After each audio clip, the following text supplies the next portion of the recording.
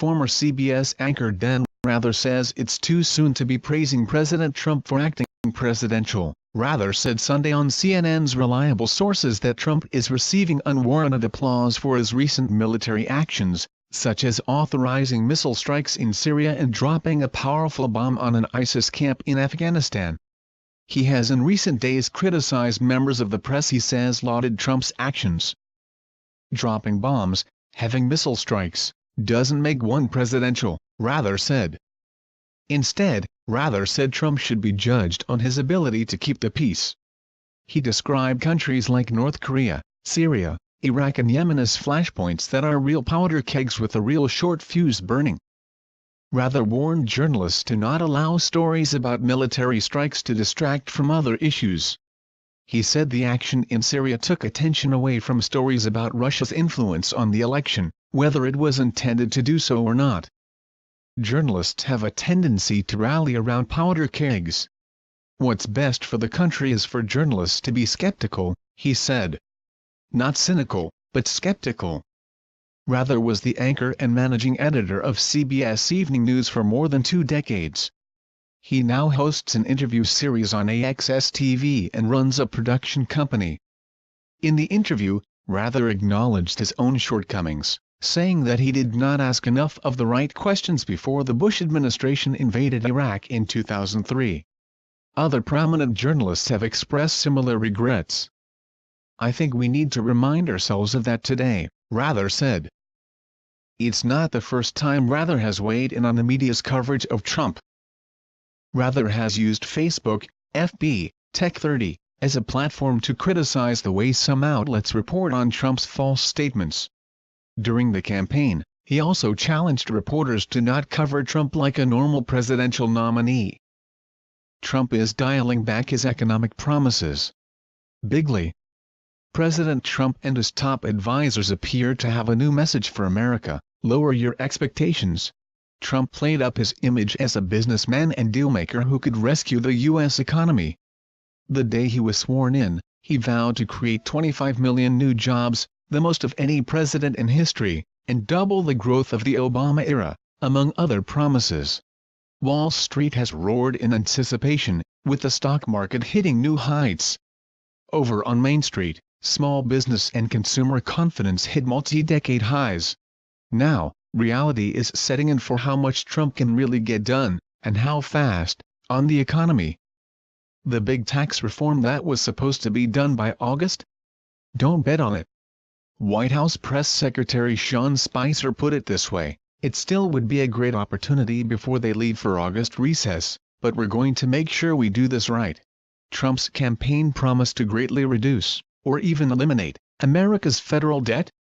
That was hyperbole, White House Budget Director Mick Mulvaney told CNBC Wednesday. I'm not going to be able to pay off $20 trillion worth of debt in 4 years.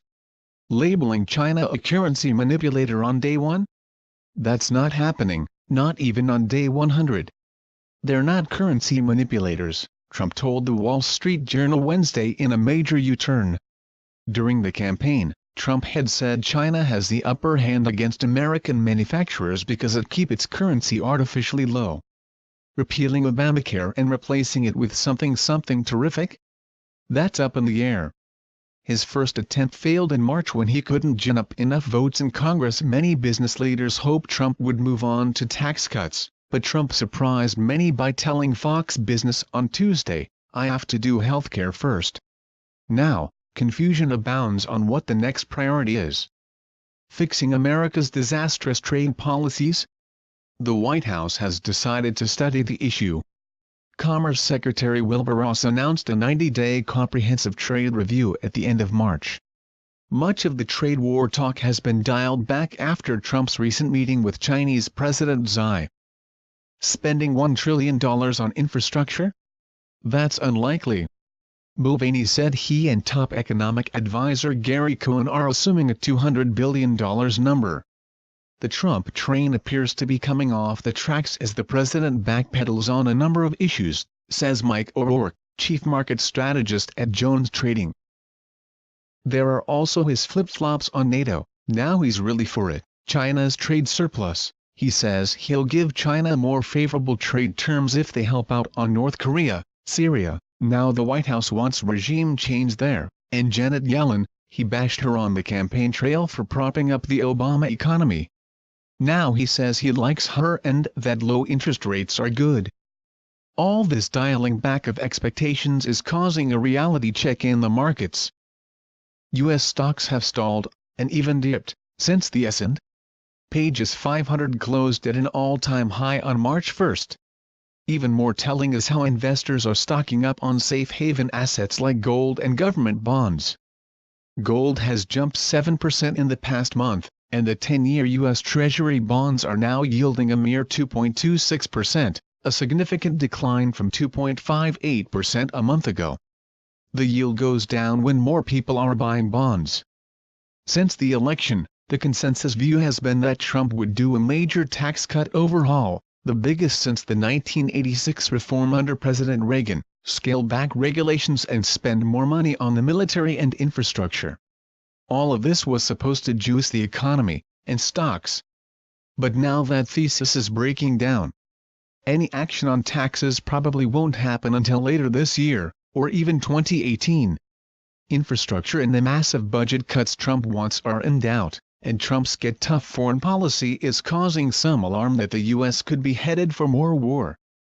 The 30 Freedom Caucus members in the House have sent a chill through the Trump inner circle.